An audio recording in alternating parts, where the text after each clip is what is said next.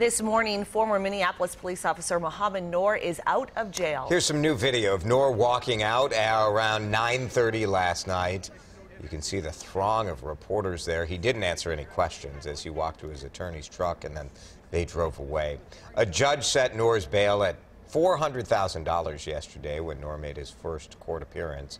He's facing one count of third-degree murder, one count of second-degree manslaughter in the shooting death of Justine Damon last July. But despite those charges, John Lauritsen shows us why convictions for cases like this are rare.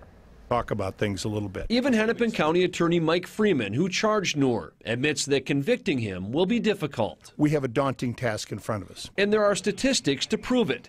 A study done by Bowling Green State University tracked about 12,000 officer-involved shootings between 2005 and mid-2017.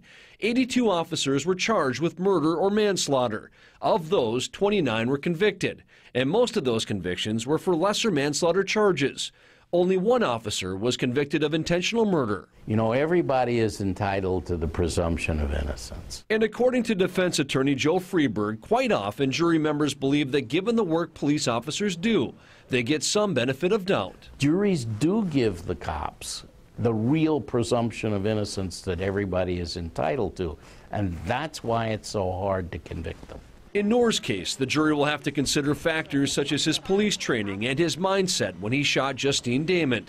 Noor's partner, Officer Matthew Harity, said he was surprised and spooked by someone outside the police car that night and also reached for his gun before Noor shot Damon. That is good evidence for Noor because it shows that under the same circumstances, another officer reacted at least initially the same way. John Lauritsen, WCCO 4 News.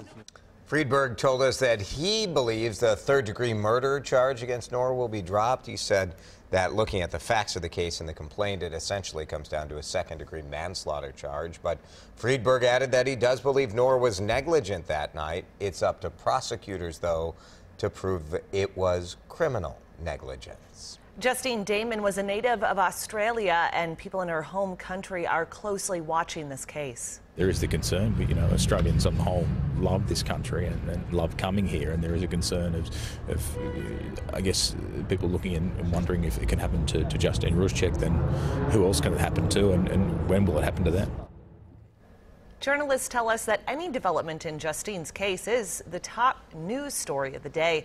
They say people in Australia are concerned about the amount of gun violence in the United States. Stay with WCCO for continuing coverage of the charges against Mohamed Noor. Prince's siblings are hoping to get a look at documents connected to the county's investigation into the pop star's death. Carver County prosecutors did agree to give the family's lawyer the medical examiner's autopsy investigation. They expect to get the rest of the investigative files next week. Prince was 57, found alone, unresponsive in an elevator at his Paisley Park estate 2 years ago next month.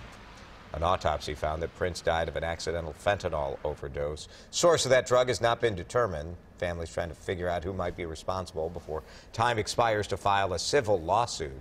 Judge must sign off on the agreement for that confidential information. Police in Austin, Texas say the phone they found with bombing suspect Mark Condit contains a recording they consider a confession. The 23-year-old blew himself up when investigators closed in on him late Tuesday.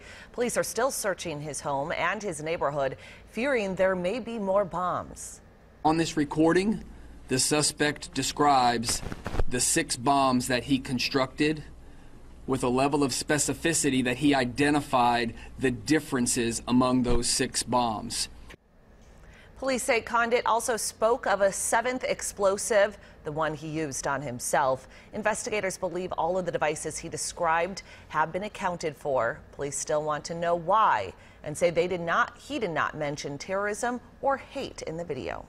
One of the first actors to play Bozo the Clown has died. WCVB-TV in Boston reports that Frank Avrush died Tuesday at his Boston home from heart disease. Avrush played Bozo the Clown from 1959 to 1970. Became popular because of widespread franchising in television during that time. One of the first Boston TV shows to get franchise to TV stations all around the country. He also ended up being a contributor at that TV station for more than 40 years. Averish is survived by his wife Betty, 2 sons Matthew and Stephen, several grandchildren. He was 89.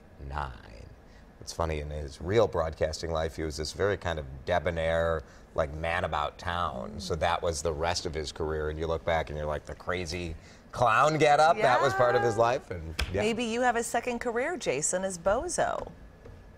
Maybe. I mean, you just never know where this life is going to take you. Yeah, something to think about. All right, some